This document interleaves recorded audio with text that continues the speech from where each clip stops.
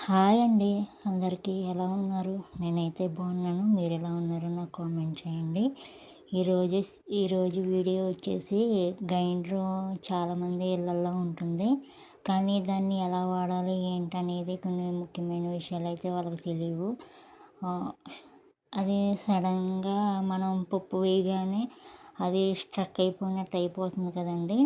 అలా కాకుండా మనం ముందు క్యాప్ అనేది లూజ్‌గా పెట్టుకుని, అప్పుడు మనం అందులో కొద్దిగా వాటర్ వేసి, అప్పుడు మనం పప్పు వేస్తే గనక స్మూత్‌గా రాళ్ళనేవి స్మూత్‌గా తిరుగుతూ ఉంటాయి. అప్పుడు మనం మూతననేది టైట్‌గా పెట్టుకోవాలి. కొంచెం పప్పు వేసిన ఒక 5 మినిట్స్ గ్రైండ్ అయిన తర్వాతే మూత అనేది టైట్ పెట్టుకోవాలి. లేదంటే గనక అది స్ట్రక్ అయిపోయి ఒక్కొక్కసారి రాళ్ళనేవి తిరగవు. అది ఫస్ట్ ఆఫ్ ఆల్ మనం వాటర్ అనేది వెయ్యాలి. పప్పు కన్నా ముందు మినపప్పు కన్నా ముందు వాటర్ అనేది వేస్తే గనక అప్పుడు లూజుగా ఉంటదనమాట. పప్పు కొంచెం ఫ్రీగా నలగడానికి కంఫర్ట్‌గా ఉంటదనమాట.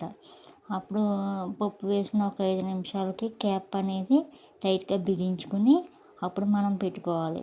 తర్వాత కొంచెం గట్టిగా అయిన తర్వాత అప్పుడు మళ్ళీ వాటర్ అనేది రాళ్ళు మీద మాత్రమే వేయాలండి. పప్పు మీద వేయకూడదు. రాళ్ళ మీద మాత్రమే వేసినట్లయితే మనకి రాళ్ళు కొంచెం ఫ్రీగా తిరుగుతూ ఉంటాయన్నమాట.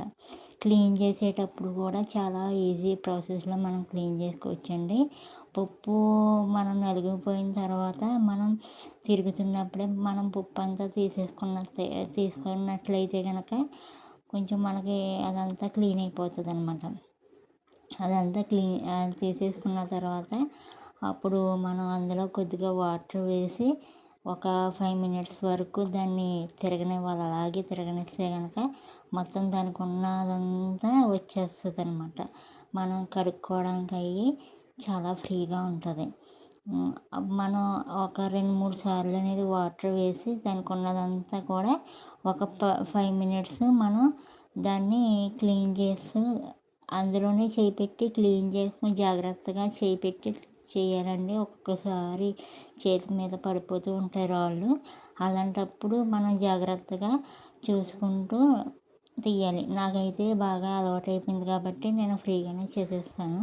మీరు కొంచెం జాగ్రత్తగా ఆ రాళ్ళు తిరుగుతున్నప్పుడు ఇదంతా క్లీన్ చేసుకోవడానికి ట్రై చేయండి. అప్పుడు మనకి కడుక్కోవడానికి వెంటనే కూడా కడుక్కోవడానికి చాలా ఫ్రీ అయిపోతుందనమాట. చూసారా? నాకు చాలా సింపుల్‌గా అయిపోతుందండి గ్రైండర్‌లో వర్క్ అనేది. ఇదొక్క పెద్ద పని అనిపించదు. చాలా సింపుల్ వేలో నేను చేసుకుంటూ ఉంటాను. ఇదే విధంగా మీరు కూడా ఇలా ట్రై చేయండి. ఒక్కొక్కసారి రాళ్ళు స్ట్రక్ అయిపోతే కనుక ముందుగానే వాటర్ వేసి అప్పుడు పప్పు వేయాలండి. లేదంటే ముందు పప్పు వేసినట్లయితే అది స్ట్రక్ అయిపోతుంది.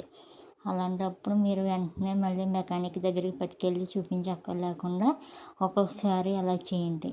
మీకు ఒకసారి చేస్తే మీకు కూడా అర్థమైపోతుంది. వీడియోలో చూపించే విధంగా ఇలాగా క్లీన్ చేసుకున్నట్లయితే మనకి అర్థమైందని అనుకుంటున్నాను. ఈ వీడియో కనుక మీకు నచ్చినట్లయితే లైక్ చేసి సబ్స్క్రైబ్ చేయండి ప్లీజ్.